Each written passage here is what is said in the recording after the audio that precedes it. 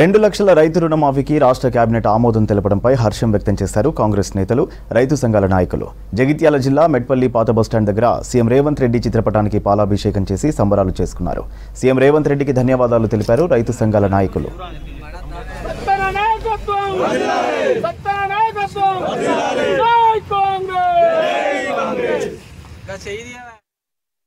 ఏకకాలంలో 2 లక్షల రూపాయల రుణమాఫీ చేస్తామని చెప్పి ఏదైతే హామీ ఇచ్చామో కాంగ్రెస్ పార్టీ ఆ హామీ మేరకు ఇవాళ మంత్రివర్గంలో తీర్మానం చేసి తప్పకుండా మేము ఈ 15 ఆగస్టు లోపల 2 లక్షల రుణమాఫీ చేస్తామని చెప్పి బడ్జెట్ కేటాయించడం జరిగింది. దానికి సంతోషంగా కిసాన్ సెల్ ఆధ్వర్యంలో కాంగ్రెస్ పార్టీ కుటుంబ సభ్యులతో అందరితో కూడా మేము ఇవాళ సంబరాలు జరుపుకోవడం జరుగుతుంది.